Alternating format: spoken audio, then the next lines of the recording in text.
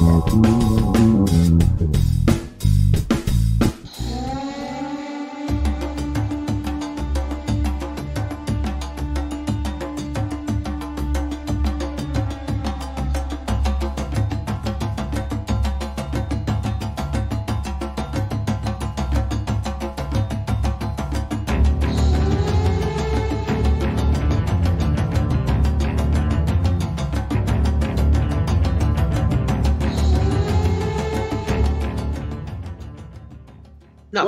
to Unbiased and On the Fence. I'm Shane. Thank you so much for joining, and happy Mother's Day to all you mothers out there. We are joined with the Mothers panel. Of course, Josee was going to join us, but her daughter came to visit her for Mother's Day, so great excuse to dip out. I'm totally happy that she was saying she might only get a text or a phone call if she was lucky, and she actually got a visit, so that's a good thing.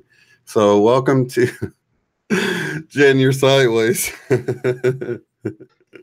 It's funny though. It's like okay, I'll go this way. Hi, Jen. There you go. You popped up right. So, how is everyone doing? How are you? Happy Mother's Day to the two of you ladies again on the live on air now officially. And officially, yeah. And I thought, with the return of the divine feminine energy, more and more all of the time, it's the perfect day to have some mothers on and discuss that nurturing energy, you know what I mean? Because awesome. I was a mother's boy myself, so and I lost my mom. You're a very nurturing man. You're a well-balanced man. You have both sides going. And you too. You're a well-balanced woman too. You. I mean, a lot of times we thought you were, when you were one, the mysterious one, we thought you were guys. I was always called bro. Yes, right. Bro. Right on, bro.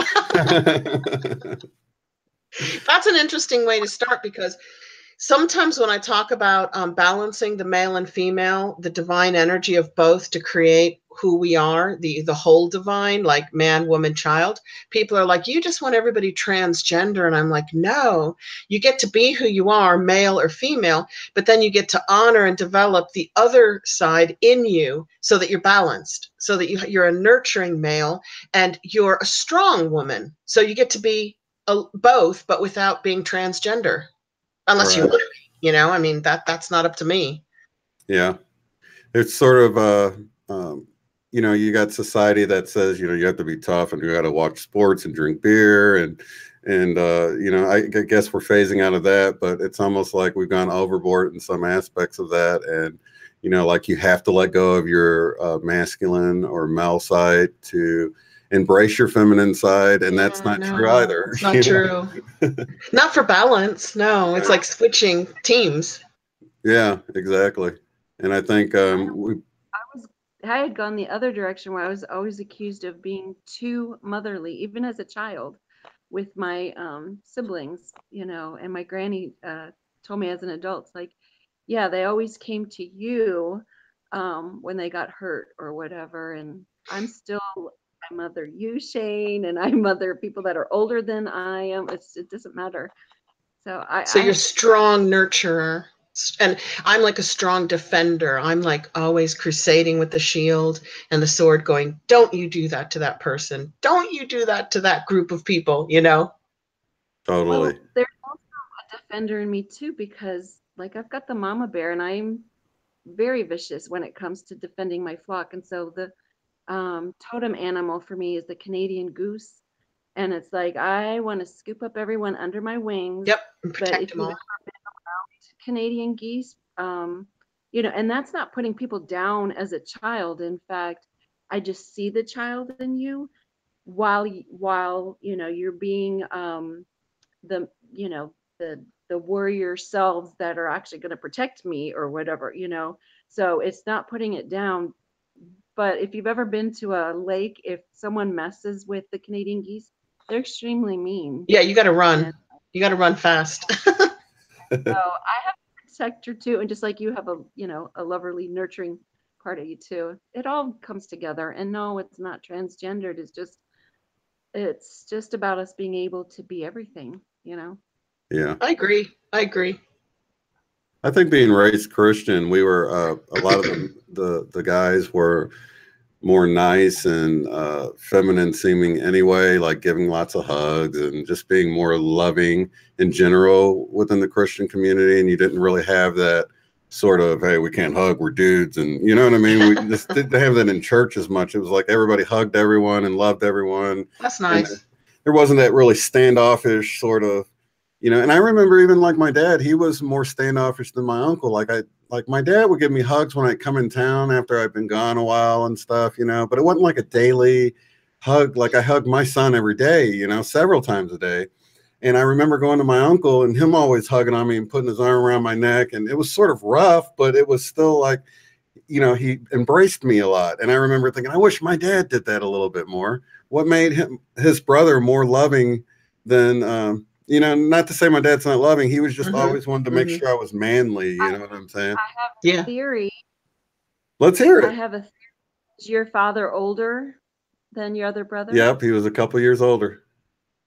Well, then he had to take on the more masculine characteristics. Yeah, I think there were 7 brothers, and he was the uncle I'm talking about was the youngest out of all of the brothers, and then my dad was the either the next oldest or there might have been one between them. So not only do we have our male and female roles decided for us by our schools, our parents, our churches, but we also have our order of our siblings, where the oldest one is more serious, and I'm a youngest one, so I was just the free, crazy spirit. I could get away with anything because I was the youngest, you know. Did you have other siblings, Jen? Yeah, I have 2. I have one that's 13 months younger. And when I tell a story and I'll say my sister, that's her, because for 7 years of my life, I only had a sister. And then the baby, of course, you know, I'm 54 and she's 7 years younger, so whatever, 47. But so she's still the baby, but she's probably more mature than all of us now. But really? Yeah, 2 Yes, I think it's. But my sister is a lesbian, so in many ways I had a brother. She's a lot of the masculine tendencies, and so I never had to argue who was going to play the mother or father when we played pretend house or when we had dolls. Like it was never a thing. And then also we were left alone a lot, and so she took on the protector role, and I took, you know, so she watched out on behalf of the baby, and I, you know, did the nurturing as a baby. So we played our parts. So you're the oldest then out of all of them. Okay. But I am the oldest. Yeah. Okay, that explains. Because see, like my wife is the oldest and I'm the youngest. She was the oldest of her sisters, and I was the youngest of my brother and my sisters. So you can see how that carries over into, you know, she's got the more momly, because she had to be sort of the mom to the younger kids at times, like you had to be, you know. And then we were always taken care of, and we didn't have as many chores typically when you're the youngest. It's like you get out of it, or when you do finally have to do chores, the other ones have moved out, so there's not as many dishes and the mess isn't as big. You know what I'm saying? It's like you get out of a lot being the youngest. And my brother, you get out of trouble more too. You don't get in as much trouble. At least that's what my older sister told me. She's like, I couldn't get away with that. Yeah, a lot of times it's like the parents, because even with my son, I've chilled out so much as a parent, you know, with my younger kids that, you know, each one, you know, I'm more understanding because I've been through it before with the other kids, you know. So it's like you're hardest on your first kid because you just don't know, you know. The first one, you're terrified that they're going to get hurt, they're going to go stray, so you're just like constantly hovering over them. And I only had one, so I'm still doing that. And everybody else around me has had 2 and 3 by now, and they're like, the second one, you kind of look out for them, and the last one raises itself. You're just like, good luck. They get away with murder, don't they? How many kids do you have, Jen? I have 2, and all of us are frozen from my point of view. But anyhow, I don't know if it's my phone, but I have 2, and they're 4 years apart. So they, my oldest probably had what I consider my worst version, because I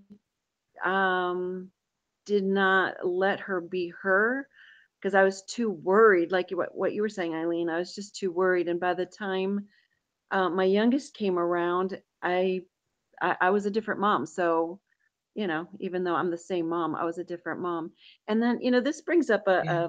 a thing. How many kids do I have? I can now answer that I have three. In my mind, I always had three, and I had miscarried in between.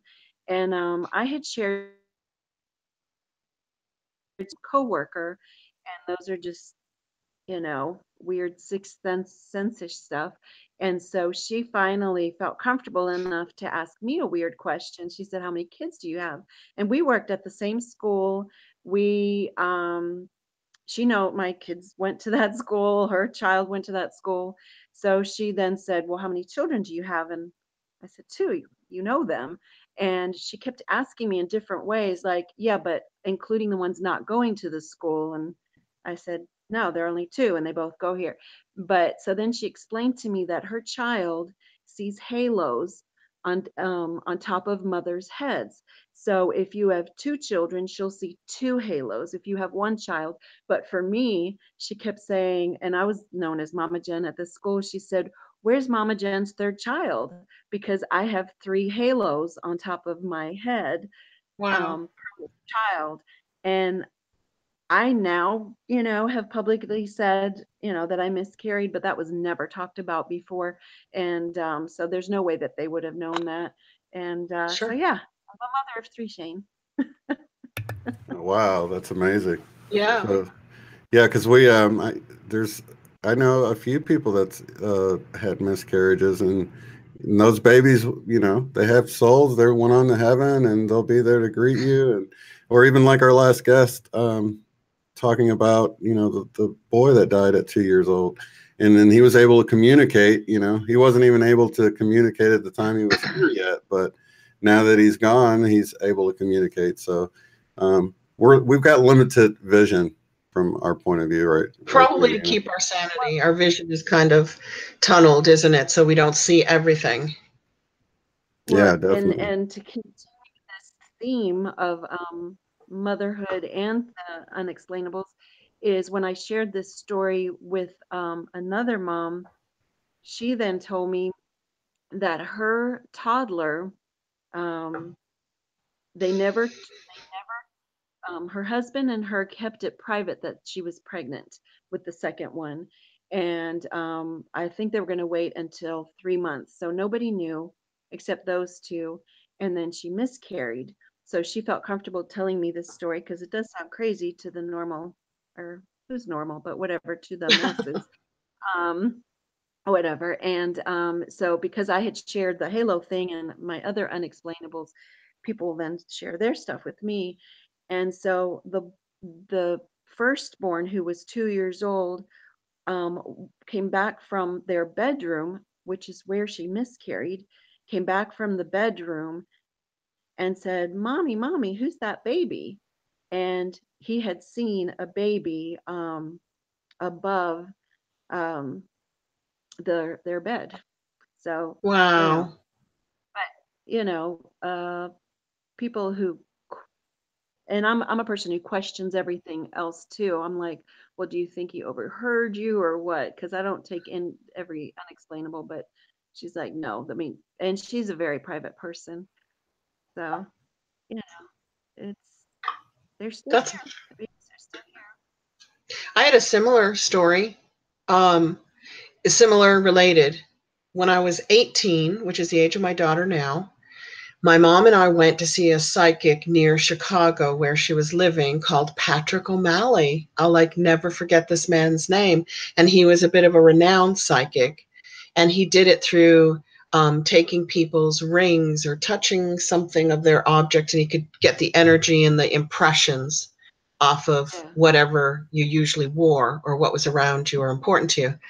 And he did me first, didn't see my mom. There were like 40 people lined up to see this guy. And he said, the only thing I remember he said was, "You're going to make your money with a microphone." So at that point, I was playing guitar and writing songs, and I thought, I'm going to be Madonna. I was like, wow, you know, and I went off to college and I studied psychology and journalism, and I became a journalist with a microphone for National Public Radio. And I was running around Chicago doing interviews. And at some point, this must be like 6 years later, it struck me, oh my God, he was right. I am making my living with a microphone, but not the way I thought I would be. So I don't think he fed me that information and then I became it. Like some people go, oh, if a psychic tells you something, you'll subconsciously create it. Right. Because I did, but in an entirely different way than I expected. And the end of that story is he did like 4 or 5 or 6 more people. And then it was my mom's turn. And I'm big and Irish looking like my dad, and my mom's small and short and petite and, you know, black hair, olive skin, hook nose, very Hungarian looking. And I'm very Irish looking. So we didn't look alike. And when he was doing her reading, he said, there's somebody, Michael, around you who's very, very important to you. And she's like, well, I miscarried a fully developed child and I named him Michael. And but he was placenta previa, so the placenta broke away during the birth, which then he suffocated. So he was on his way out, and there was an accident. You know, something that really is hard to prevent. And he said, no, Michael is very much alive and with you, and very important to your life. And she was like, no, I'm glad he's with me if he's an angel. And he went, no. He said, Michael, I'm sure is not an angel. He gave her the rest of her reading. And then I walked up behind her as she was saying goodbye. And I went, Mom, how was your reading? And he pointed at me and he said, that's Michael. That is Michael. I get goosebumps every time I tell the story because my mom went, Eileen is Michael? And he said, absolutely. So the message we got was that my brother was 2 years older than me, red hair. He was the only redheaded child out of 5.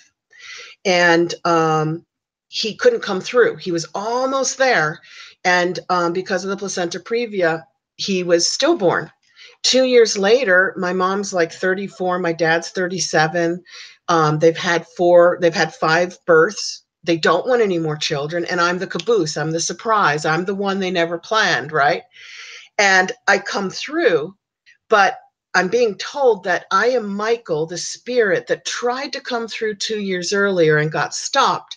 So I just kind of hung around for a couple of years. And as soon as the next viable birth was available, boom, went straight in that body so that I could have the parents that I wanted. That's amazing. Isn't it? That is an amazing story. And, you know, Shane, we joke around. People always think I'm a guy, you know. I mean, I'm not. I'm a heterosexual woman with a husband who's passed away and a child. But I was the kid who climbed 30 feet up into the tree just to beat the boys. I was the only girl allowed in their clubhouse. You know, I was always the tomboy. I was Michael in this life too. I'm convinced that I kind of carried Michael into this lifetime. That totally makes sense. And, you know, they say, you know, outside of this reality anyway, we're androgynous, basically. It's like we just sort of split to come here. But, you know, we've had all these other lives as both male and female, and that, you know, it's not really uncommon to, you know, sort of take on the role that we become when we come here or whatever. So, you know, that makes sense. It does. Somebody is saying they want to give you guys big hugs from them. I missed it. It scrolled up. Whoever. Anyway, Hi. Big hugs and love from the chat. I can't see the chat. Also, we're missing your audio keeps dropping out. They're saying, Jen, do you by any chance have a headphone you could pull in, or like one of those earbuds, or with the mic on the? No. Okay. I'll buy one though. Okay, no problem.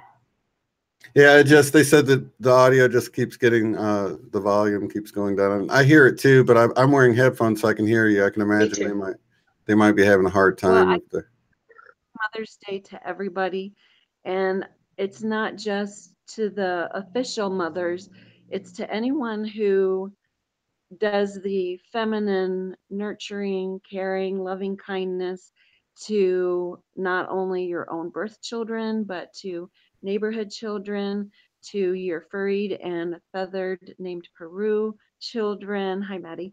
But seriously, like even fathers are raising children now are co-parenting, and there's a lot of nurturing that goes on. So I say happy Mother's Day to everyone. And Shane, I've already said this to you, but you're one of our people that takes care of the collective here on YouTube, and there are other channels that do this too, and that's a lot of nurturing. I don't want to say mothering, but nurturing.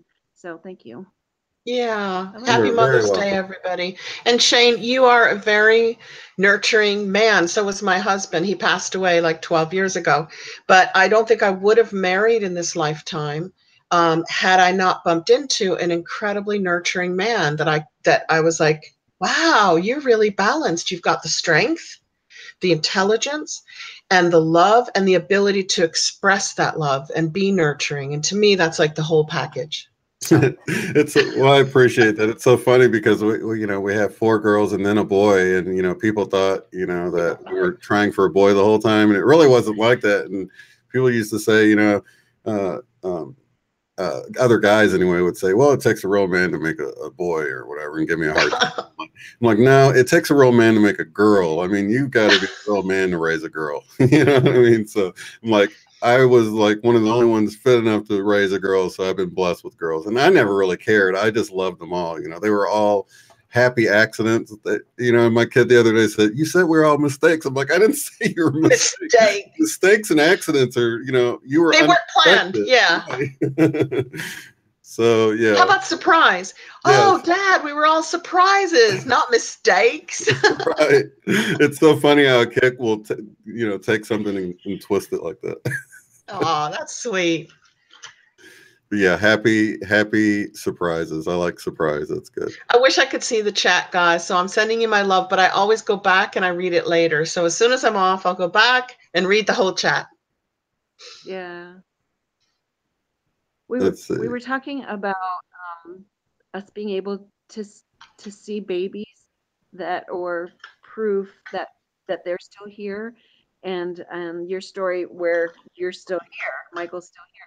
Yeah, Michael came back. I had a I love sharing my unexplainables because they're so out there, and now the people here are able to maybe be open enough to hear about this stuff. And there's this weird case where this mother figure came through me, and first she came through me with words, and then at the end slipped her arms in mine as if I was a dress or something, a costume, which we're just wearing costumes. But it all started off with I'm getting an ultrasound, and so the nurse is, or I call her nurse, I don't know what she is, but the nurse is doing that thing with the ultrasound. And no, it wasn't for a baby, it was for something else. Which, by the way, I think is funny. It was an unknown issue with the kidney area. Looking back later, that's probably when remember, Shane, I told you I feel my changes. So that is probably when the kidneys changed, whatever. And then I had heart issues, but whatever. So she's working on me, and then my unexplainable prompts me to ask her, someone's coming through, a mother figure that's a mother that's not your mother. And I did not say out loud because that's ridiculously too little information, and it's awkward. I'm half naked, and and this is at a doctor's office where they can literally, check you into a mental institute for talking to dead people. So, but it wouldn't go away. And since I've done this for 20 plus years, or it comes to me, I don't do anything. Then I just finally said it, and she just looks at me like, that doesn't mean anything to her. So, and then I'm talking to my unexplainable, like, see, that was ridiculously nothing.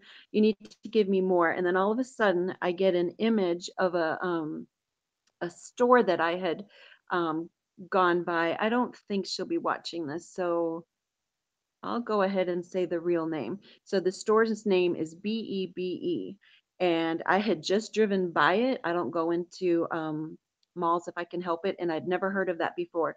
So because in my mind's movie is what I call it. I saw that word, and so I said it, and I said baby, and then all of a sudden, you know, she's doing this with her ultrasound thing. All of a sudden, she stops, and I said, "Am I saying it? Am I pronouncing it correctly?" Because I didn't know how to pronounce it, and she goes, "Oh no, you're pronouncing it correctly." So all of a sudden now she's listening. And it turns out that that is a childhood friend, that's his nickname, who died like in, I don't know, elementary school or junior, I don't know when, but they were playing Russian roulette and he lost. Oh. They didn't know anything. Nobody, the family never shared any of this information. Like he was just dead one day. And so, but then later as an adult, when they bumped into each other, that's when his mother explained that to him. So, excuse me. And so that wasn't even the whole unexplainable message. I think that came to show her that what's coming through my mouth is real. And so, and I said, so now she's listening to me. And I said, I don't, but this is not the, so then the mother, not the mother is coming, that message is coming through again. And I said, but that's not the mother. It's not Bebe's mother who's coming through. And I said, you know, who's the mother that's not your mother? And she's just blocked. And so then I get a feeling, and I could not think of the word maternal. So I'm just like, I just get a feeling like she's the top hen in a flock of chickens, you know. And so then she comes up with the word maternal, and I'm like, yes, that's the word, you know. And I said, so who's the maternal person in your family? And she said her grandmother. And I said, well, maybe that's your grandmother. Like, you know, why would she be coming through? You know, it turns out that her grandmother raised her. So her grandmother is the mother that was not the mother, but it had So to come around. you would make a very good medium if you wanted to develop it or practice it. You'd be great at picking up people's connections. Me, I don't want to be late. I just allow, if it's in my highest good and the other person's highest good, I will gladly do it. But I do, and people want to pay me money. I'm like, it doesn't work that way for me. And I maybe, but I don't want to. But there's a funny twist to this too, is there's another totally separate person. His mom would come through all the time. This is a guy I dated, and so we called her I called her Miss Betty. So this the first time this lady, the nurse with her grandmother coming through, Miss Betty kept interrupting, and I've never had one spirit interrupt another thing, like, you know. And I, by the way, I did not grow up with religion. I did not even grow up knowing there's a spirit inside a body. So all this is new to me. I don't have the words for it. I don't have the vocabulary, the understanding. So I just do it. I just do it, you know. Like I entered the world breach. I just do things backwards. And anyhow, so I don't know, like I've never had another spirit interrupt. So in my head or in my mind, I'm like, please, you know, we give you lots of time. Please, you know, hold on. This is her time. And she's respectful. Spirits are respectful. You can talk to them and they respect. I think that's where the free will comes in from. But so anyhow, so she had come in before the first Mother but Not Your Mother, but before Bebe came through, Miss Betty interrupted. But I never shared that with the nurse because that would sound even crazier than I already was being. And then after the whole Bebe thing and the nurse understood this is real, interrupted again. And anyhow, I never shared it with her. So after she told me that it was the nurse told me that it was grandmother, the mother, but not the mother. And then she told me her name. I guess what her name is. Betty. What? Betty, baby. So now they're two Miss Bettys. And so that just made, and I'm just like, I can't believe I didn't come up with maternal. I didn't come up with Miss Betty. I should have, you know, and I've apologized to Miss Betty, the original Miss Betty, tons. But then that made us even closer. And then the grandmother comes and starts wants to hug her, and I'm still laying down. And I'm still laying down, you know, being worked on. And as she's processing this, she's crying. I didn't know she was crying at the time, but she gets quiet, and I get it. People have to process what the heck just happened. But then Miss Betty, the grandmother Betty, comes in me and wants to hug her, and I'm like, wait a minute, you know, let's finish. Well, we were finishing up. I'm like, I need to, you know, wipe the goop off and be upright, you know, to do this hugging thing. I said, do you even want a hug? And she just like became like a little child again, you know. And so that's when I saw that she was crying, and she can't talk and she wants the hug. So we finish up. I get, you know, dressed, and then and so we do the hug, and it was very, looking back, it was very what's that Whoopi Goldberg movie? Oh, Ghost. Ghost. Yeah, that's what it was like. And so so she slipped her arms into mine, and then I'm hugging her. Even though she's shorter, she makes herself smaller, and we're hugging, and her head is on my bosom, or it was our bosom. I don't use the word bosom, but I will use words when they're with me, you know. And so it was our bosom, and then and she's just heaving. So I get emotional because she got to hug her mother again, and the mother got, you know, it wasn't her mother, but you know, the grandmother got to hug her child again. And more to me, more importantly, this child got to be hugged by her, the woman who raised her. And That's amazing. was. And then there was something funny that happened, because it was obviously there was a connection. And when this happens, I'm in my back left of my body. So just kind of to give them space so that I'm not there. But then she takes the right arm and wants to put her hand, the way a mother does to a child, put it on top of the head to complete the hug, so that even like all of hers hugged. And I'm a white, for those of you who can't see me, I don't know if I'm whatever. I'm a white woman, and this is a black woman that I'm hugging. And so I immediately, when this hand is ready to touch her hair, I intervene, and I was like, "No, you don't touch a black woman's hair." and I'm ignorant. I didn't know why, but I told her that, you know, but she had short cropped hair. It was dyed blonde, like, but I've since found out, you know, the reasons are it takes a lot of work with weeds or whatever. But so then she gave me permission to touch her hair, and so, you know, it was a beautiful thing. That's an amazing story. That is really, yeah. Yeah. So mothers can come to visit, you know. Erin Klein, you've made it public. I love you, and I declare that someone's going to hug you today in that manner. I had wanted to come and meet you, but I love you, and pat on the back if you're watching. We say hi. That's beautiful. That is. Pat on the back, yeah. So, while you were telling that story, my second baby ran in. So. Oh, look at that puppy dog. Yeah, you attracted him. He came in and started like rolling all around. Hey, hello, Parker. Second baby. There's Jen. He's looking at you. Hi, there's baby. Shane. And everybody else out there. Oh, I had a little dog like that. I love little dog. We called it Baby, I think. That's this whole story that you just talked about was Bebe. B-B-B-E-B-E. See all the coincidences? Right. Yeah, this was a stray dog. This little guy, no, he's a little silky Yorkshire Terrier, and he's 7 pounds, and he's become my second child. So there you go. Now I've got 2 kids.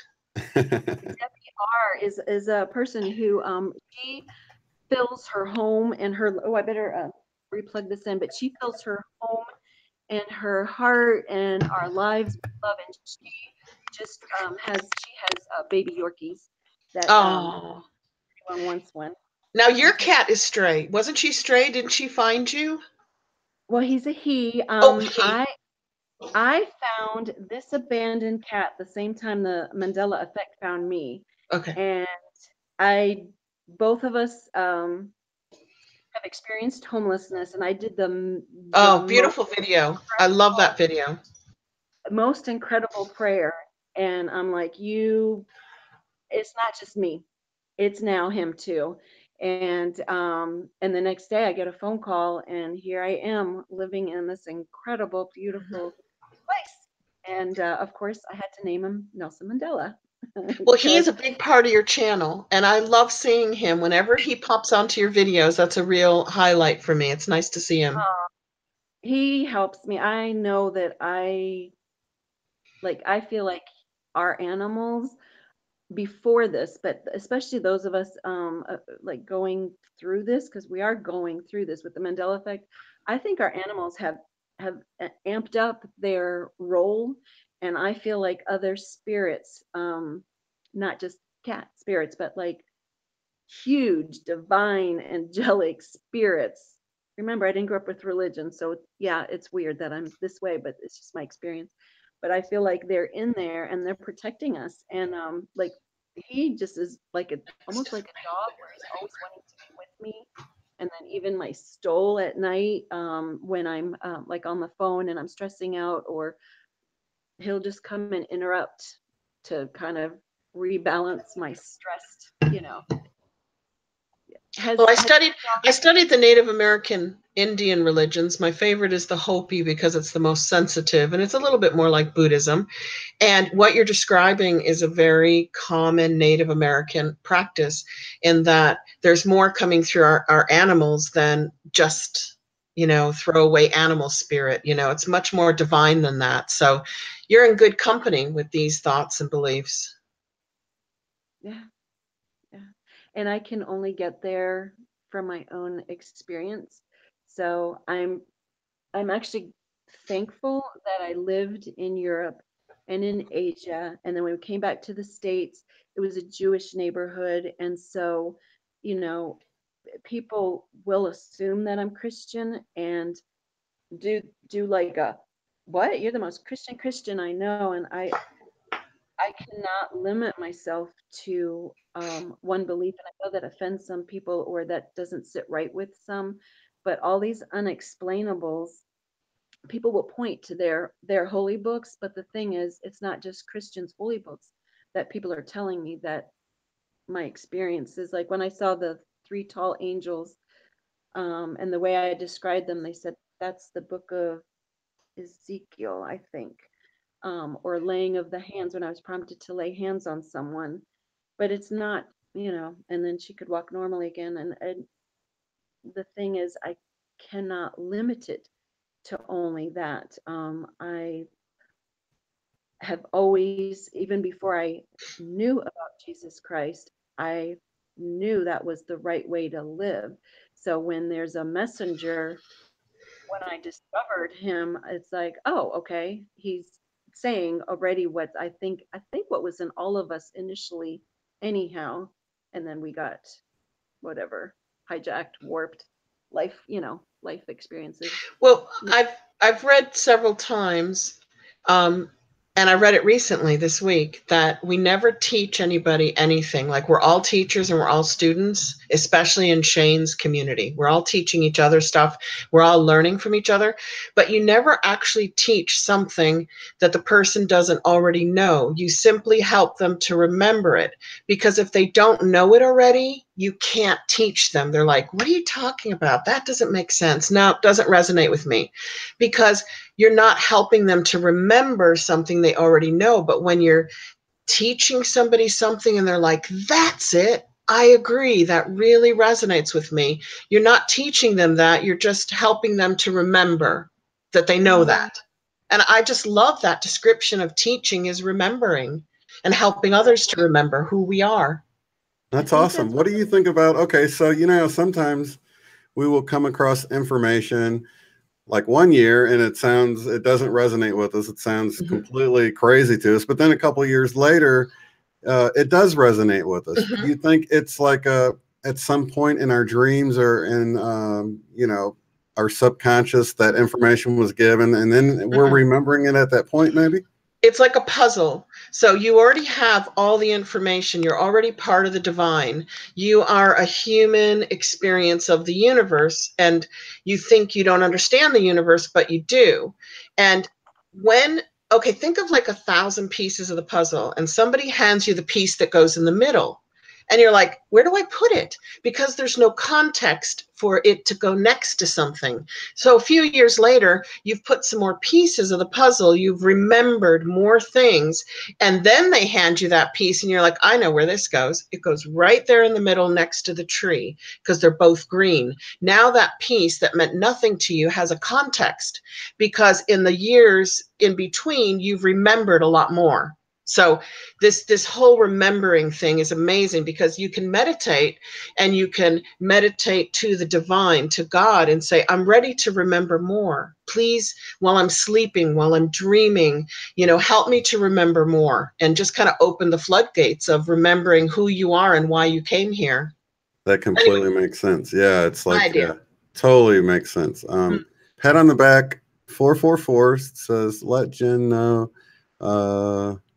my mom loves her too. Oh. Just so you know, Jen. So yeah, that makes complete sense. So when you don't have the connecting pieces, you'll get one of these insight pieces, and it means nothing to you. It's like nothing. That's like how history was for me. It was like once I like studied church history for so long and just art history, and you can connect them, and then as you learn other things, you're like, well, where does that fit on this sort of timeline in my head? And then you can start remembering other dates more and more because you can nest them into the history, even if it's unrelated. You can think of, oh, that piece of art came out when this was happening, like the Council of Nicaea happening, and then this piece of art, and then it makes it to where you can sort of keep a timeline and connect. It's this whole memory node thing, Yeah. Actually, if you look at a lifetime of who you are, Shane, I'm not going to go there, because it's a long, long time in the future, but on your deathbed, you are a collection of memories. That's all you are. The body gets left behind. And what moves on is this wonderful collection of memories of what you learned, who you experienced, what you did. So it's mental, it's emotional, it's physical. And that's the part that gets to move on. And a lot of times we have these aha moments. We're like, oh my God, I'm a genius. I just figured this out. And then you realize all the bits of information that led to that point that you've been collecting, Yeah, definitely. Eileen, I'm thinking this is connected to what you're saying because I've talked about this before, and it happened, I guess now twice with Shane's live stream, where I've seen it. Like it's like I've already seen this live stream, but how can that be in the old way of thinking? Because, but what you just said is when the first time I went and saw the Butterfly Effect was doing a show with this other lady named Jewel. I forget her name. And that first time, like that puzzle piece, when I saw it, it didn't really stick out, right? Mm-hmm. It's not like it wasn't an important piece. I saw that live stream again, which sounds weird, but a live stream is live, and it felt familiar. So I just thought, well, several topics in the Mande1a Effect topic can, we can repeat stories, because I repeat stories because I never know which new people are coming in, but then Jewel talked about a specific story about how she goes camping alone. And I remember thinking, I'm brave enough to be an Emir, because really all of us who experience the Mande1a Effect, we are so brave that either God or our higher selves goes, yeah, they can see these other ones. Let's protect them because it'll be too mind-blowing for them. So we're the brave ones, right? True. So I'm brave enough to be an Emir, and then I'm crazy and brave enough to be on YouTube publicly. That was never, ever a part of my even thoughts or desires. So, but I'm not brave enough to go camping in the woods by myself. I'm just not. I'm just not. And then I realized, oh, I had the same thought process the last time I saw this. And then I'm realizing this is a live stream. So then I'm live stream chatting. Excuse me, is this a repeat? And then Deb from the Butterfly Effect looks into the camera, and I know she's looking right at me like, What and an I wasn't. interesting. It froze Yeah, right there. I She was looks in not. the camera and she said, "What?" She looks into the camera, and no, this is live. But the way she's looking at me, I'm like, okay, she's trying to tell me something, but I'm not getting it because it's too out there to get, you know? So I'm like, yeah, but you know, I've already seen this before. And so then I don't even know what word she's saying, but Basement Chronicles also had seen this video before, but he saw it like a week ago. I'd seen it a month or more ago. And so I wish I could now go back to the first time that I saw it, because obviously we didn't have this conversation. So I don't know how it works, but I like get your you. I know what you're saying. It's like, okay, she had the live video, and then you went back to watch it. And when she looked at you and said something, it was like she was just saying it then to you in that time frame. And you're like, wait a minute, but she said it in the past. But Deb is a person who knows that this happens. Yeah. Because she's way ahead of this, my understanding of what the Mandela effect is. I know Deb. I know her from her videos, and I love her videos. She's great. That Butterfly Effect, everyone, just, I love her. So she, this second time that I visited, when I asked her that, she's reading my comments, so that's live because I had just typed it, and then she's responding to me live, although this was the first live stream that it ever happened. So whatever, but I just felt like all of her essence was trying to like, please get it this time, you know.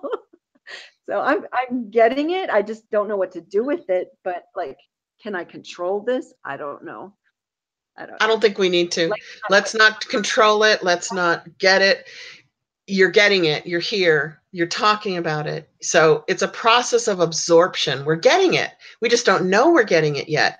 But a few years from now, we're going to be like, oh, I get it. So this getting gets us to that getting. I just got something. Jemima Puddle Duck, she's like my little angel, because the first time I experienced this was with Shane. And so it had taken forever to upload this one video, and then I get a notification that Shane's on. So I'm like, forget the upload, like, I don't even care if it's going to come on and I'm not going to tweak it, right? So, but then in chat during Shane's thing, Jemima Puddle Duck goes, I got your notification.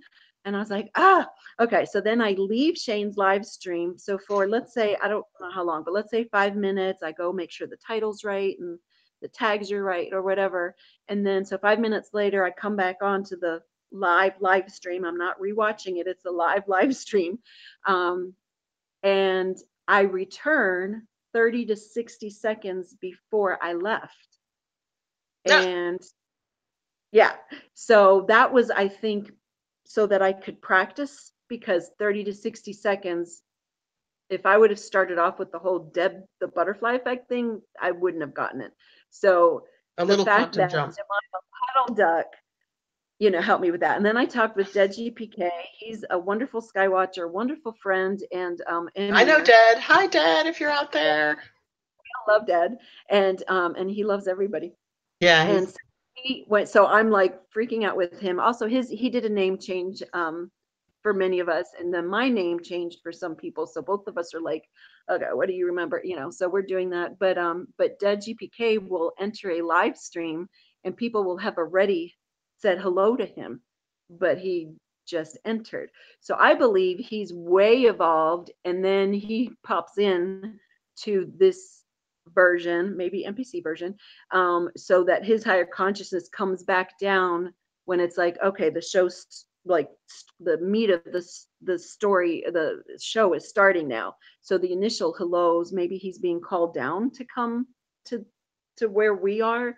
And I feel like Jemima Puddle Duck, first of all, she's the one that helped me figure out with the Shane, whatever we call this, I don't know what we call it. Quantum jumping. Puzzle. Quantum jumping. I don't speak science. You're the science person. You're the intelligent person.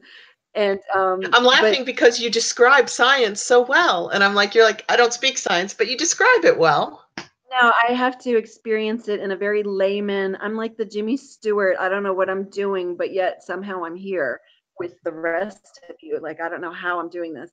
But then there's another live stream where Jemima Puddle Duck says, I changed my icon, but I guess it hasn't been updated yet. And I saw it and I described it and she confirmed it. It was a photograph of her versus the green thing, and she didn't see it. And then she asked if anyone else saw it, and others didn't see it. Was there one person who saw it? It might have been dead that could see it. I don't remember now, but so the lesson there would be that time is all happening at once, and it all depends on where you put your focus. And you, my dear, you're putting your focus all over the place. You're looking at the future, you're looking at the past, you're looking at the present, and then you're going, wait a minute, I'm seeing the future now, Jemima Puddle Duck's new icon that hasn't uploaded yet, and I'm seeing the past. And really, that's kind of an advanced lesson in time is happening all at once. And if you see it all at once, it gets confusing. And then we choose to see it linear. That's a hard word to say, linearly. That's a hard word. But I love the fact that you're seeing the future and the past together. Yeah. Well, I think because it's together, and that's new for me because that's cool. I'm 54. So at age 31 is when I had my first unexplainable. I saw a dead person in spirit form, and that was just not part of my awareness before. But then I've had 20 some years of all these different unexplainables. But there was one where, so when I close my eyes, I see an oval, and it has a starburst around it. And I could, at the very beginning, I would just see a flash photography, and I just couldn't hang on to like what was that photograph, right?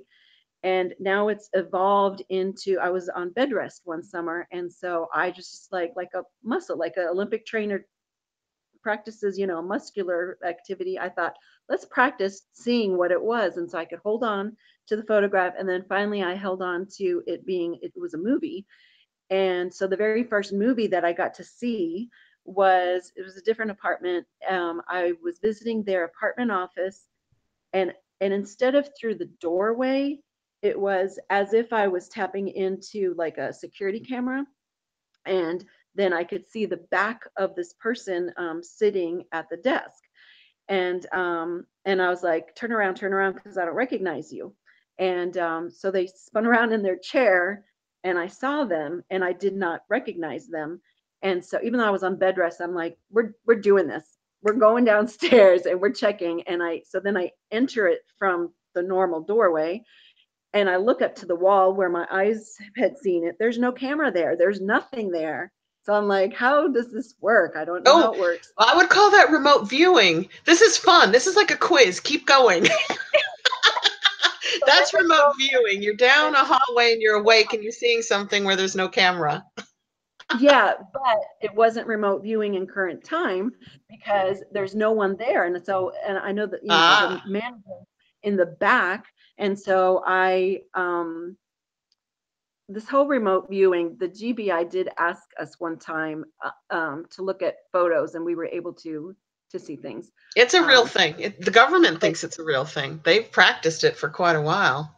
Well, officially, when I walked in that first time, they're like, oh, no, we don't do any of that. But then they pulled me, So, yeah, but that's another whole thing. Because it's funny, because if you were sleeping while you were seeing this, it'd be astro traveling or astral projection. But if you're awake and you're seeing it, it's called remote viewing. It's the same thing. It's the same thing, but you're awake. It's fascinating stuff. I love this stuff. I'm actually trying to get a remote viewer on the program. Oh, that'd be cool. Yeah, so I think that'd be really cool. But just now, is this someone who did it for the government or somebody who like does it for themselves or for companies? I think it was someone trained by someone who did it for the government. So he's only been doing it since 2010 or something, if I remember right. But he has like online courses or whatever. So I thought it'd be cool. And they do certain things. They can even look into mysterious things like you know, the Mande1a Effect or buried treasure or all sorts of things that they can remote view and get feedback on and see how they do it. And then he also shows others how to do it too. But even more importantly, how to sort of knock out the noise, because you don't want imagination to take over when you're trying to remote view.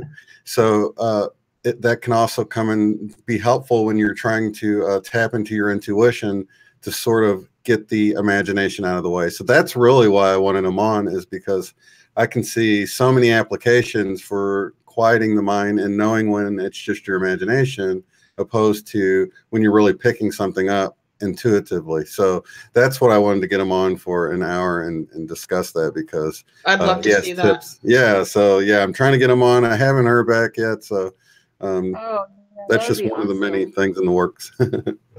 Shane, have you had any experiences seeing a ghost or loved ones? Have you had any intuitive experiences with people who've passed on? I've had two different experiences. Well, I've had where you see shadows or lights in the corner of your eye sort of thing, but I haven't had any actual encounters with ghosts. I did have one time when I was listening to, I think it was an Alba Wyman hypnosis session where she was speaking to her mom. And it was like I started vicariously living through this lady's session when she was speaking with her mom, and her mom being accepting of her and everything, because for so long I felt like I kind of abandoned the Christianity or the religion of my mom, and that she was disappointed. But in this session, it was more like the mom was proud, because now she can see she's not stuck in the man-made religion while you're on earth, but after you die, you get a fuller picture of what's going on. And this woman's mom was proud of her in the session at where she'd come. And I sort of started feeling the parallel of my mom speaking to me through this session that was just a recording on YouTube. You know what I mean? Did it make you cry? Yeah, I had this really emotional moment and cried, and I felt my mom's presence, and it was huge. But it was through this YouTube video. But it was an unexplainable. It was definitely not just It was like a message. It was like sometimes you hear a song or you see something on TV or you see a person, and it just gives you a message from someone or something, and it makes you emotionally react. Yeah. And all of them, it's like that. That's how I know those aha moments like that aren't just me coming up with something, because the emotions that come with it are so strong that you can tell it didn't just come from within yourself. And that at that moment, I felt that my mom was like, no, you're exactly doing what you're supposed to be doing. And I'm proud of you. Yeah. You're expanding your consciousness. And I had that aha moment, and it touched me to feel her love and acceptance and how proud of me she was at what I was doing. And yeah, I was just bawling like a little kid again, just because I never even realized up to that point that, oh yeah, of course she's got a fuller view of things now. And she can see you. Yeah. That's the thing that I like, is that you never lose. It's the entanglement at a distance. You never lose your connection to your loved ones. I just had the most amazing experience with a medium, Jen, who reminds me about what you're talking about, and then the story of your mom communicating at that message to you at that moment through a YouTube video. My husband passed away. It'll be 13 years this June. And he was a very practical man, like a professor. And I was the real metaphysical wacko, reading world religions, trying to figure this all out. And he was very interested in what I was interested in, although he didn't have the same opinions. And he was very unwell, and we knew he was going to pass soon. We didn't know how soon. And we were watching this movie on Houdini, who tried desperately to contact his mom through mediums. And they all wound up being charlatans with tables knocking and lights going on and off. They were like faking it. So after the movie, he turned to me and he said, if there's any way I can contact you from the other side, I promise I'll do it. I will try so hard to do it in a way that you know it's me. And I'm like, awesome. I won't be afraid. I'll be brave. I don't care. I would love to have some contact from you so that I know you're okay, that you're on the other side. I had the near-death experience at 17. So in my viewpoint, he wasn't going to disappear. I just wouldn't be able to see him or hear him like I do now, or like I did then. And the weirdest thing happened. When we moved from the United States back to England in 1997, he sent a fax to the Aspen radio station to get his W-2s or whatever form he needed to file his taxes. And I looked at the fax, which was printed on our computer and saved in our computer. And the date was like May 7th, 2007. And this was like January 19th, 1997. And I'm like, John, you didn't send this, did you? And he was like, why? And I said, they're going to think you're crazy because the date is just out there. Well, long story short, he passed in 2006. We never looked at that fax again. It was stored in the computer. And on May 7th, 2007, almost a year coming up to his death, somebody called me from the school and said, I need you to find this document. And I'm like, oh my God, where did I save it? I go into my computer and then I pull up my documents and there's a little folder that says John. And I'm like, oh, I'm just going to go reminisce. And I click into John and then I click into faxes and boom, this fax comes up. And next to it, it says date last modified January 19th, 1997. And the date at the top of the fax is May 7th, 2007. And I look at my phone and I'm like, it's May 7th, 2007. What the heck? So to me, Jen, he went into the future from the past to contact me in the future and say, hey, I'm here, you know? This is so exciting. I know. I wanted to also finish the story because I was really disappointed. Like what Shane was saying, that you're just disappointed or you think it's your imagination. When that lady was not there at the apartment office, I was like, why did I just spend all these weeks? I mean, I was on bed rest anyhow, so at least it gave me something to do, but why? What's the point of having seen that movie and there's nobody there? And so the manager said, nope, the person who worked there before is gone and they haven't hired someone new. So I was so disappointed because I thought, am I crazy just making stuff up, you know? And then a week later, I've totally forgotten about it because I was just disgusted that that was my hallucinations.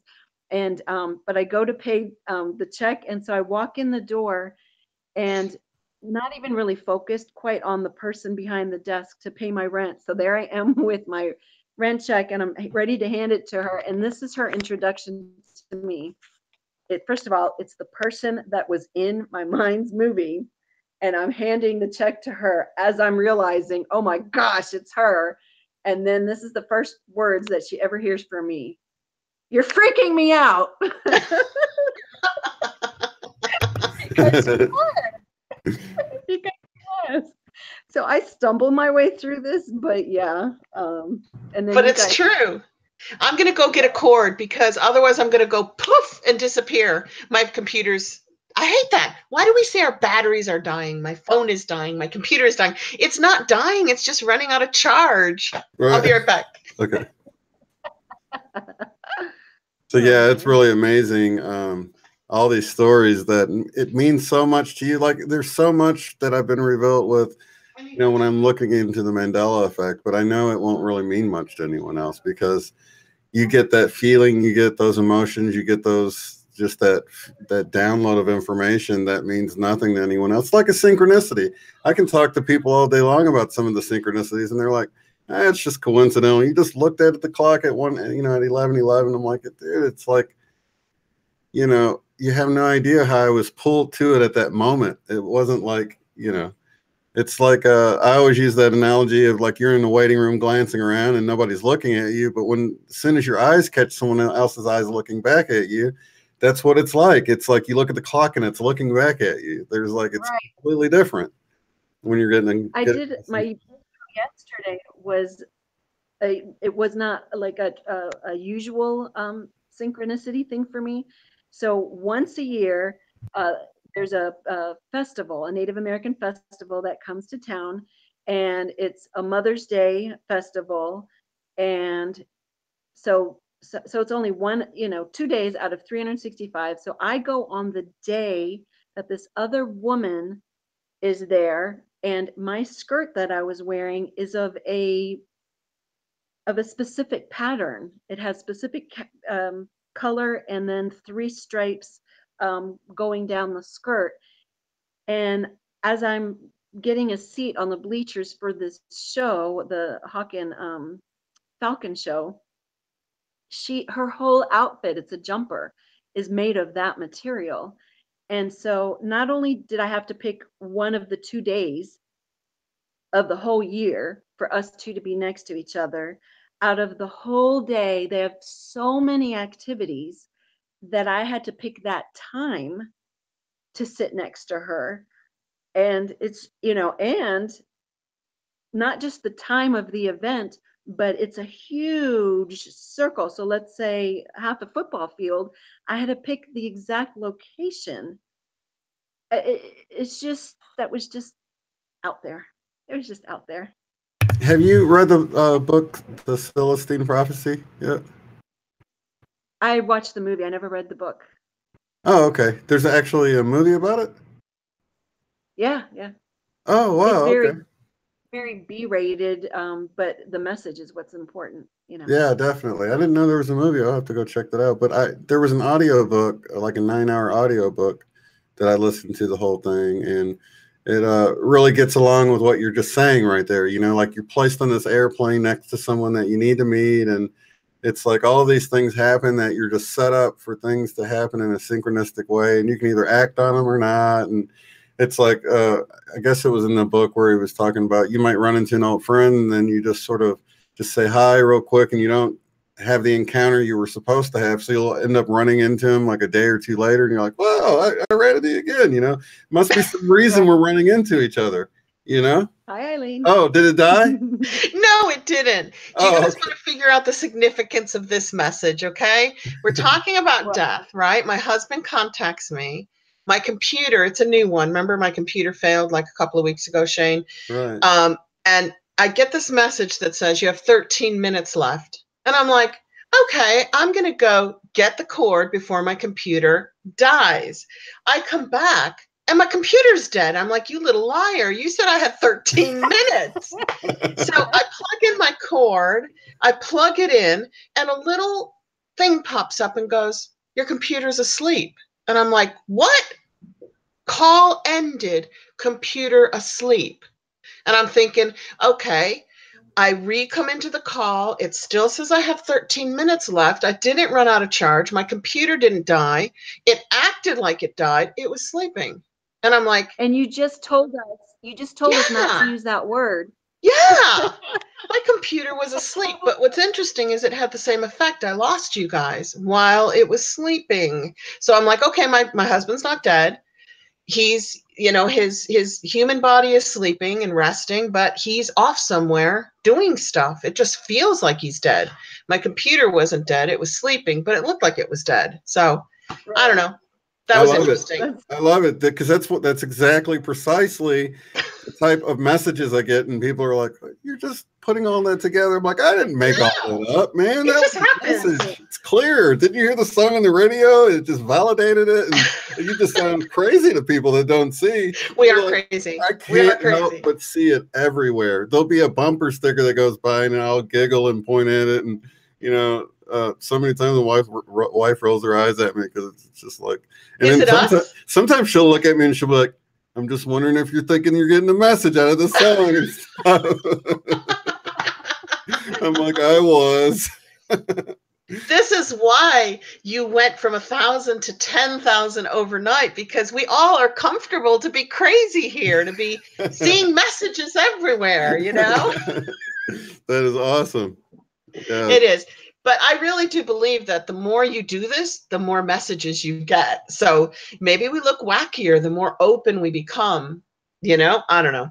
That was interesting because I'm the type of person that's constantly trying to prove something wrong. And this is one of those things that the more I try to prove it wrong, the more I get messages. And it's like, this is crazy. It's like we're in this simulation. That's why I don't have a problem. Yeah, it does feel like a simulation. It's so orchestrated. Once you start looking around and you see the messages everywhere. But I think we are the masters of that simulation, our higher selves, and we don't know that. I do not believe that some wacky person on some planet is playing a video game and we're the characters in it. Right, unless it's God. If God's playing the game, I don't mind. I'll be one of God's characters, you know? Yeah, and I think a lot of times we worry about things that are already handled by our higher self instead of worrying about the things we have control over. Because I think a lot of this stuff is already taken care of. Like, you don't have to worry about dying at the wrong time. You don't have to worry about, I mean, all these things that we typically worry about, those I think are already handled and set in motion. And your higher self or God or whatever you want to call it is handling all that. And then we have to like handle these details of our life. And a lot of times we're not doing the little things we can control, like our emotions and how we treat people, because we're so worried about the things that we can't control. Yeah, I'm so stressed out about this, and so I can't spend time on what's important. Yeah, I think some of that's manufactured for us. I do believe a lot of people say archons, but I see other human beings manufacturing our stress. I really do. Yeah, the system's set up to keep us worrying about the things that we can't control and being too busy to handle the things that are well within our control, like our emotions and how we treat people. Instead of, you know, doing that, we're like worried about how we're going to pay bills and things like that, that really will be taken care of if you can reach that level of faith. You know what I mean? Yeah. Yeah. My mom spent her whole life worried that she would wind up a homeless bag lady. And I said, Mom, you've had 5 kids. You can always move in with one of us. You'll never be living with bags on the street. And she just said, that's my focus. I'm going to do everything in my power to make sure I don't become that. That's fine. She had a lot of joy, she played piano. She was an artist. She went to the Art Institute on a scholarship at the age of 65. Her life was filled with joy, but in the back of her mind, she chose that as her worry. I think we choose our worries, and I think they mean something to us. Otherwise, we'd let them go, you know? Yeah, and I think a lot of times it could be baggage we've carried over from a previous life. Like if you ended up homeless in your previous life, and you know that might be this underlying subconscious fear you have that you're going to do it again. You're like, not this time, not this time. I'm not going to be homeless this time. Exactly. So I think a lot of us, spiritual, metaphysical, kind of off the grid, spiritual people have had previous lives of, like, you know, scary stuff happening if you don't toe the line. So it keeps a lot of us quiet. We're like, oh, no, I'm too afraid of saying that, you know? And then the ones who aren't afraid just come up on YouTube and blab it out. We're just like, blah, blah, blah, blah, blah. Yeah, I think I reached a point where I'm like, hey, I don't think I'm going to get burned at the stake. And no, not this time. Not this time. I'm okay with saying this stuff because, you know, there's a certain time I've said things that would have gotten me killed in certain time periods. Trust me, more than once. Absolutely. Or locked up in a rubber room, you know? Definitely. Yeah. And I do have a certain, you know, I try to be careful to a certain extent, you know, because, you know, you always think, are they going to try to take my kids away if I sound too wacky? And, you know, you do have these underlying fears that you know, you better not get too far out there. Yeah, but see, my daughter's 18, so I'm like, okay, I can go as far out as I want now because she can take care of herself. And I don't know, Jen, what do you think? I hit 57. I'm on the cusp of 57. So now I'll say anything. I don't know if that's menopause talking or if I've just gotten really brave. I don't know. You two, you know, are out here talking about it, but you seem to be graceful about it. If you all have seen my videos, you've seen me crying, you've seen me WTFing it, you've seen me frazzled, you've seen me, like, I'm very messy about this whole process. But gracefully messy, gracefully crying, gracefully, you know, it's always in a lovely way. No, I'm not graceful at all. But I'm keeping them all up there so that anybody else who might be feeling crazy or you know, depressed or what, like, you can see, hopefully, look, I'm still okay. I just had to go through that emotion, you know, at that time. But so yeah, you two seem to do it professionally. Oh. doing it my way. I think sometimes showing the emotion helps people who are hiding the emotion to go, well, if Jen can do that, I can do that. I can express myself. So, and I don't feel like hiding emotions now. I think I've just gotten to a point where I'm much more practical about this stuff now. I don't know why. Nothing phases me anymore. It's like, I could see the weirdest thing happen and I'll be like, yeah, well, that's interesting. Right.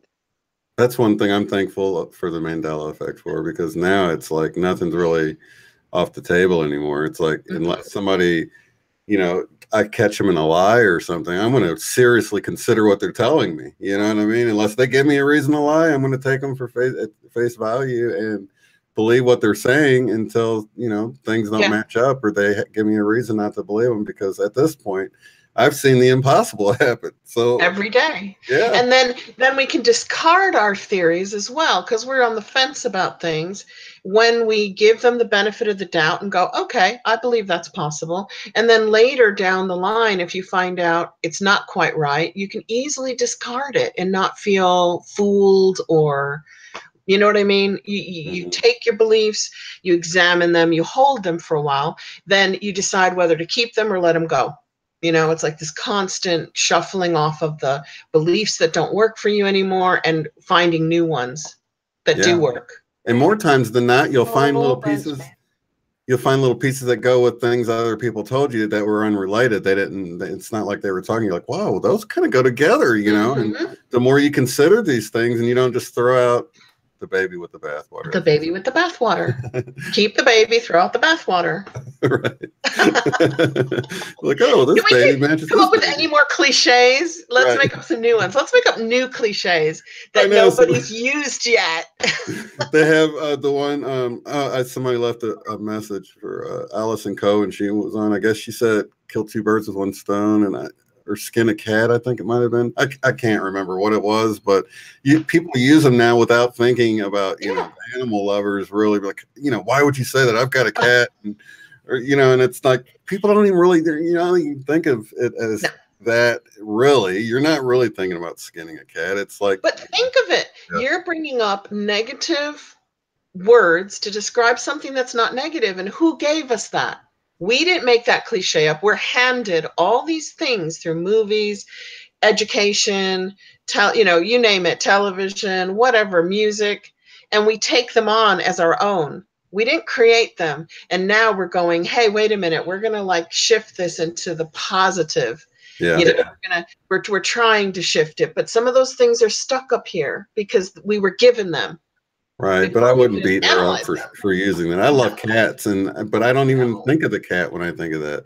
Me neither. And I know she didn't either. But no, I think we should think about it. I mean, everyone can do what they want, but to me, I remember this father getting upset with me. The other moms were used to me in our play group, and I would sing "Rockabye Baby," but I changed all the words and down will come baby in mommy's arms, instead of, the bow breaks and you just the baby falls. No. So, and I remember this one father getting upset because my version did not rhyme. Most of the time I was able to tweak nursery rhymes, so it wasn't scary, but they would still rhyme. But this is one that could not, I couldn't figure out a rhyme. And I remember this father, he's a doctor, and so a very intelligent man, but he's like at the playground arguing with me that I should be singing it differently, traditionally. It didn't rhyme. And I'm like, well, what's more important, you putting this image into a child's head while they're trying to fall asleep so that it stays with them for 8 hours, or we don't even think about it. It's just traditionally what we were given. So my daughter had a 4th birthday in England, and they have a traditional show from the beach, a puppet show called Punch and Judy. Do you guys know what Punch and Judy is? I've heard of it before, but no, I don't know. Jemima Puddle Duck will know for sure. Yeah. So I hired a guy who is a magician who starts out doing a Punch and Judy show in a little tent. And he comes up to me and he goes, do you know Punch and Judy? And I went, yeah, I've lived here for a long time. I've seen it. And he said, okay, so the dad, Punch, throws the baby down the stairs and kills the baby. So the mom gets upset and beats him up with a bat, and then he beats her up with a bat and he gets arrested. And I'm like, yeah, I know. It's an incredibly violent show for children that's been presented on public beaches since the 1800s. I know it goes back to the 1800s, if not longer. And he goes, do you want the traditional version? Because if I don't do traditional, I get in trouble. I said, do you have a PC version where nobody gets killed? And he went, yes, I do. I said, I'm American. I'll have the PC version, please. So the baby didn't get thrown down the stairs, but the dog did eat the sausages, Jemima, if you're watching this later. I'll freak you out now and like just talk to you like you're here, so that when you do see this, I'll be talking to you in the present, but it'll be the future. Yes. And the ghost came and scared the mom away, and the cop came and locked up Punch. Judy got away. The baby lived. There you go. It's a PC version, but I'm like, okay, so now you think of all the nursery rhymes and how people get hurt or killed, or the Grimm's fairy tales, how really violent those are. And then you look into, please, people, research sigil magic and chaos magic, because unfortunately, I think our Freemasonic, satanic ruling elite, that's not all our ruling elite, that's not all the rich people, but our ruling elite are actually using sigil magic and chaos magic. And that would also explain all the logos coming together into one like picture. Mm-hmm. So I do kind of believe that we've been force-fed all of this negativity and fear. We teach them from very, very little to be afraid of the stepmom, because the stepmom's always wicked. So when their father does get remarried, in the back of their mind, they're just going to get eaten or killed by this witch who is now their new stepmom. Right. You know? Yeah, I totally agree that it's important, the words we use, and we should think about it. It was just that, like, out of an hour-long program with Allison, you know, that was the only comment she had, is to like give her crap about that one saying, and it's like, I don't even remember her saying that. Which it's automatic. Yeah, it's so. You don't think about it. We've been programmed. Our little gray matter up here has been programmed like a computer to say these things. They just pop out of our mouths without even thinking. Yeah, that's so true. Yeah, no, it's true. And now we, the people, with what we're doing, we're trying to reprogram the gray matter, especially for the next generation, so that maybe what pops out of their mouth will be something about the Mande1a Effect, or time not being linear, you know, something really cool. That would be cool for some of those things to get Mandela'd into something that's more harmless. And then we're like, you know, remember when they used to say skin a cat, you know, yeah. One way is, you know, kill two birds with one stone. Boom. Yeah. Oh, there's more. There's got to be more than that. There's loads. That would be awesome, though, for them to change, and like people don't even remember. No, we would have never said that. I mean, I sang "Ring Around the Roses," a pocket full of posies, ashes, ashes, we all fall down. But I didn't know I was singing about plague victims. Yeah, the black plague or whatever. Yeah. Yeah, I had no clue. Yeah, I remember when we first came out, that we were like, oh, wow, it's like, how did they come up with a nursery rhyme about one of the most horrific plagues to strike the land over there, you know? Well, what I've read, and this might not be true, okay? I'm on the fence with you, but what I've read is that back in that time, when they were writing these nursery rhymes, that's the only way they could express political feelings without getting strung up and hanged by the government. You couldn't put it in a pamphlet what you thought the government was doing wrong, but you could create a nursery rhyme that kind of intimated. So I'm like, oh, that makes sense. You know, that they're political. Wasn't there? I think there was something with Humpty Dumpty too, wasn't there? Yeah, that's political, right? Yeah. I can't remember which one. Charles the First, Charles the Second. Was it about the king who got his head chopped off? I don't know. Yeah, I don't know. It was definitely political, though. It was about somebody in England, some king. Do you know on that one, Jen? What I know about Humpty Dumpty is that it's been Mead. Really? Oh no! What happened? What happened? I think it's the word "the" instead of "a" instead of "the," or "this" instead of "the." So it's not an anchor one. I did not grow up with American nursery rhymes, but that's been out there. Okay. Humpty Dumpty sat on the wall. Humpty Dumpty had a great fall. Yeah. All the king's horses and all the king's men couldn't put Humpty together again. That's exactly how I remember it. That's not. But as there's a second verse about horses, right? Isn't there? Is there a second verse to that I don't remember? No, all I did was pick out the video that I did. I have residue of both of them, both versions that, but it's not a strong one for me. Yeah, the Christmas ones were really weird. The Deck the Halls. Isn't that Deck the Hall? Yeah, something like that. Deck the hall with boughs of holly. And I'm like, no, halls. Deck the halls. That's strange.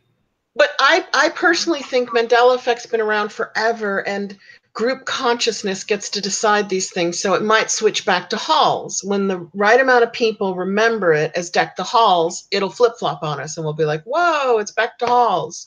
I think matter just responds like water to our thoughts and our feelings. And whatever the collective thought or memory is, that's what it does. I don't be collective, because I went back into the Beatles song, what would you do if I sang out of tune? Okay, so that was my experience, and of course now we live in What Would You Think? And so I returned to the what would you do reality, because that night I joined a philosophy cafe because I thought they were thinkers. They're not, maybe they're thinkers, but they're not MEers. But the guy next, so anyhow, so I kept going back because I thought I'll just slip in an ME change every once in a while as part of the discussion. And so I don't even know what the topic was. And I'm like, yeah, what would you do? Like that Beatles song, what would you do? Or is it, what would you think? So I'm acting all, confused. And that was still, yeah, I was like, slowly not wanting to wake people up. But the guy next to me, he laughed when I said, what would you think? He's like, what would you think? It's what would you do? So I didn't bring this up, but I did. This was at the very beginning of my awakening. So like my elbow, I purposely slowly slid it so I could touch his elbow because I wanted to touch another live emir, And he's going, what is she doing? She's touching my elbow and she's singing the song wrong. I just wanted to know another person that's live, because you guys aren't live. I can't touch you. And, okay. There you go. Anyhow, there you go. I'm touching you. And that meeting was so far away that on the way back, I slept over at a friend's house, and so she's late, and so I'm in the guest room, and I'm like, I'm going to create this little link showing the residue and what it is now, so that I can then send it to this guy. And by the time I could not find one video of the Beatles singing "What Would You Think?" And I was like, yeah. And so at that point, I only thought that there was option A and option B. I'm like, is this option C, or am I back to A? But it was a C, because then there are people's videos.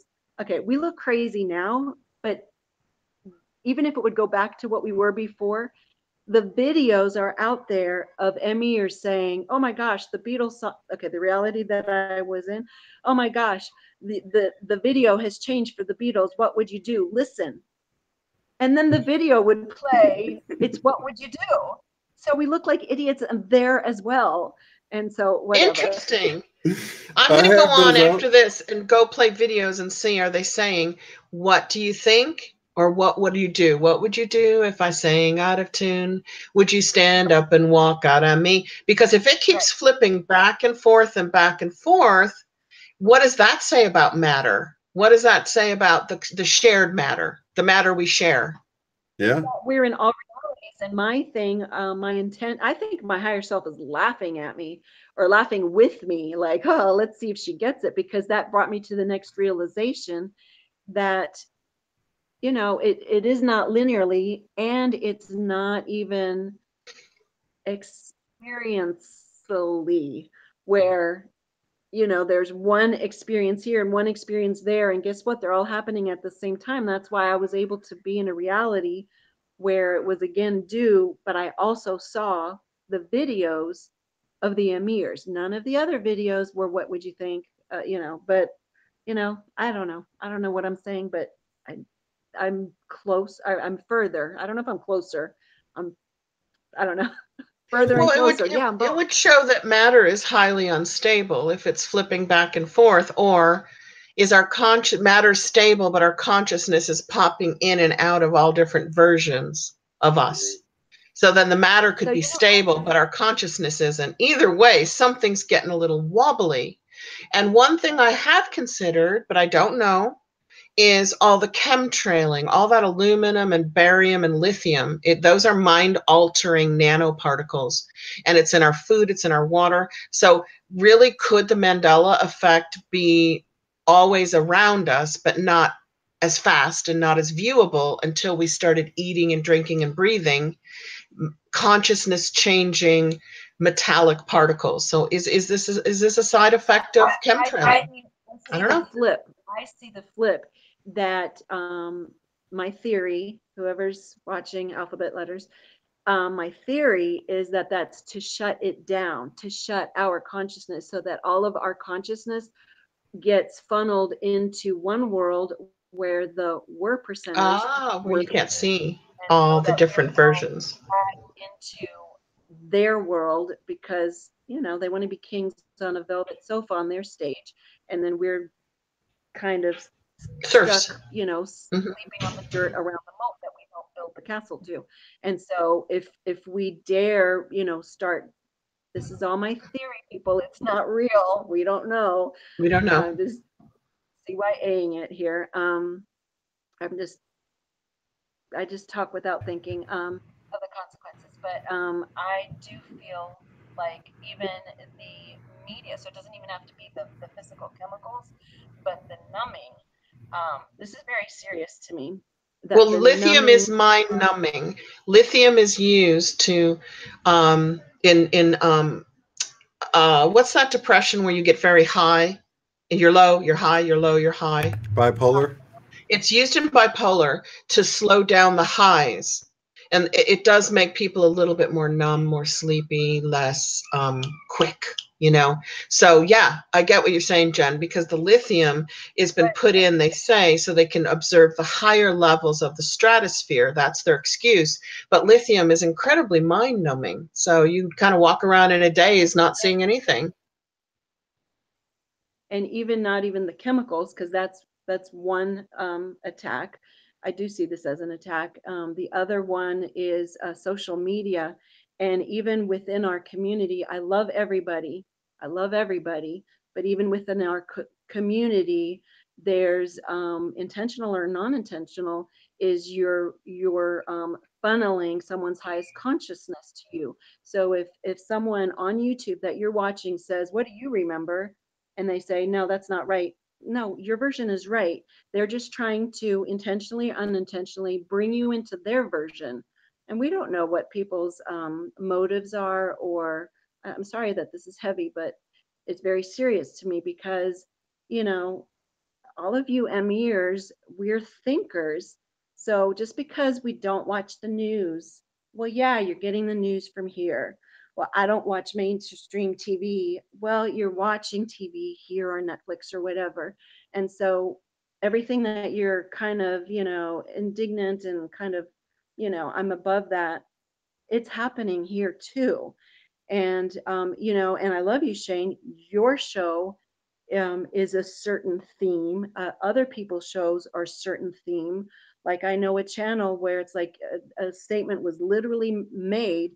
See that person? They're putting themselves down, and that's what makes an emir. That's a real emir. No, that's just his world's version of what he wants our world to be. You know, what world we want to live on. Well, they're asking in the chat, you guys, if you guys think there's anybody that's intentionally putting out false MEs to discredit. Do you guys think there's shills in the community, or just people in general that will make up something and put it out there? I'm sure that happens, but I've only seen the shills. I've only seen the shills who are negative, who are attacking other MEers. Have you noticed that, Jen? There's some new MEers who are like, you're not a real one. You're wrong. My MEs are right. And I don't think they're real. I think they're shills. I don't think the attacking MEers are real. Out of the loop, but yes, I'm a person that's been attacked and accused of not being an MEer. And I love you all. And I've seen other versions of you, serious of me, to me, because I have been to different timelines where I've seen versions of you, and there are other people. I have some friends who are also looping, and we are returning here. And I love you, but this is very serious to me, and I'm pissed off at the people. This is where, Shane, it's not just current shills. I think it's people who are familiar with the Mandela effect phenomenon, which leads to the, why do some places only want you to stay with the changes? Oh, because they don't want you to go to the next step. To me, the Mandela effect phenomenon is a step to make us aware of all the amazing beauty that we can create, and that we have control of our life. And it's not about, so I believe that my theory and my saying that there are emirs, self-proclaimed emirs, who know the future. There's someone at my door, I think, who know the future, because I've also been there. And then they now go back, like I've been with a couple other people. And it's like, how many more can we drag from the high vibe timelines to bring down? And so not only does this go on with the 1%ers in the world, it's happening right now with, I'm going to get more flack, but I don't care anymore. It's happening right now as we're looping and doing, from my point of view, I'm having to do this so many freaking times, it's getting old. But I'm going to hang on because I've seen other versions of you, and your lowest version, lowest vibe version, is continually being hugged and grabbed onto and held on by the ankles to keep you in this. But I've seen you in the higher ones, and it's disappointing that you're following people. The dog's in the crates right now. I love you, and yes, I even love the ones who are doing it, because I don't playing a role. I think you're actually playing a role in our filtering process of which world we're going to end on, and you're so out of control, animated, like character like. It's like, I'm sure your higher self is going, aren't they getting it yet? So, and that experience is, I believe, like people who have abused me in the past before the whole Mandela effect.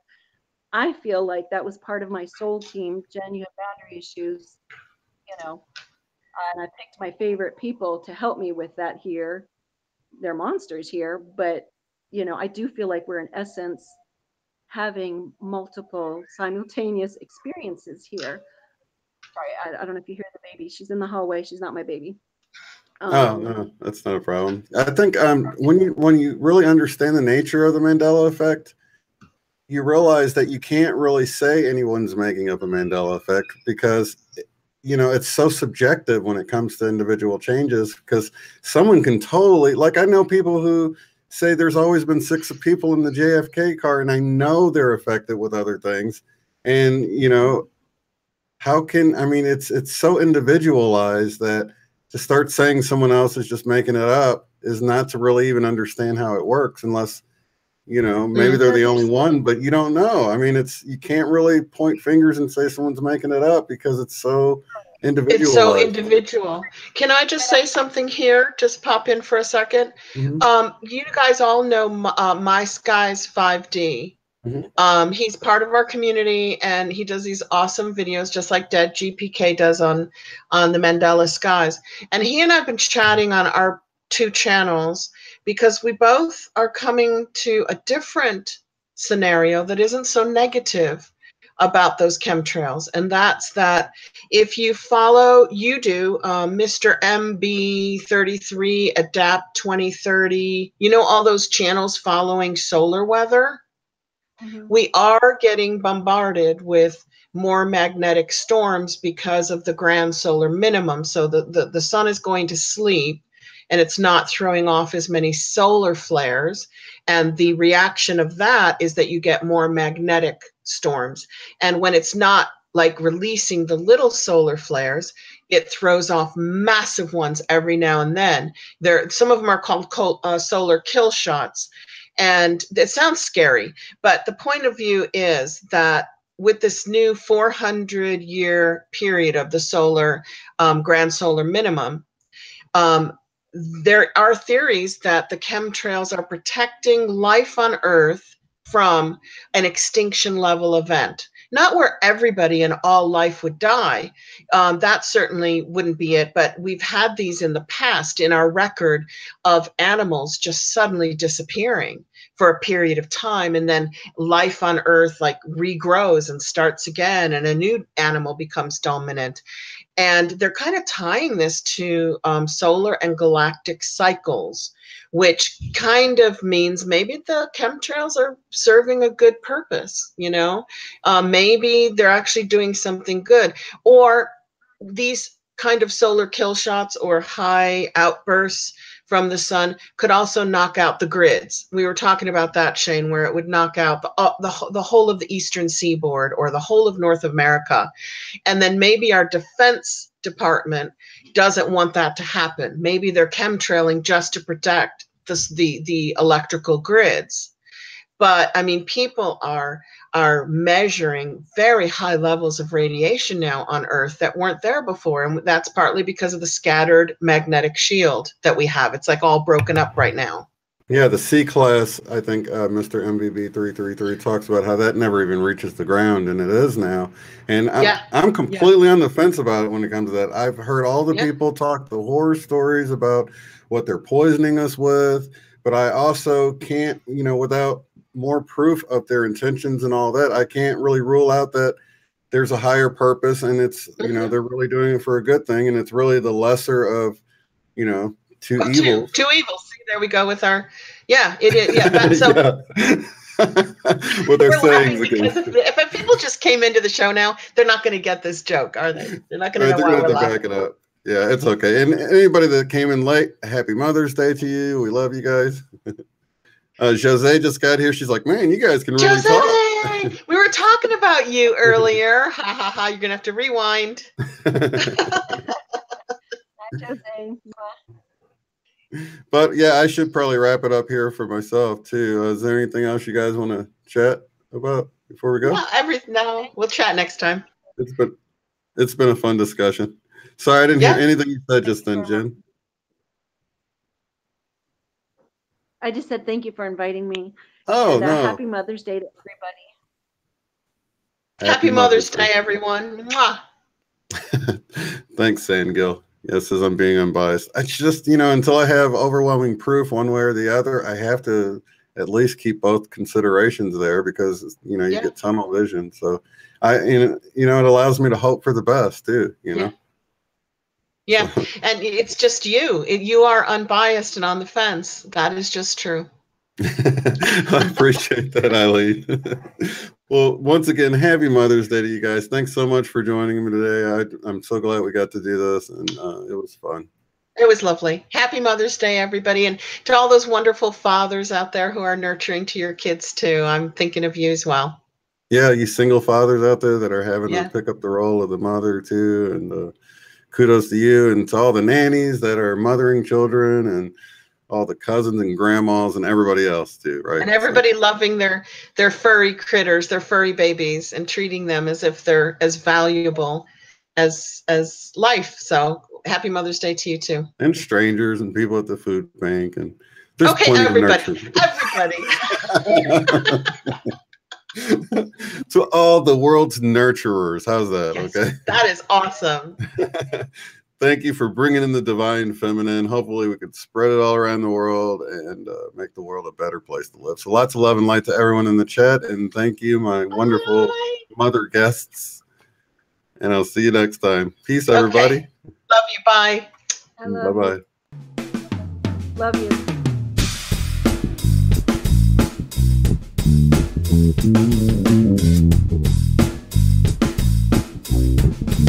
Bye.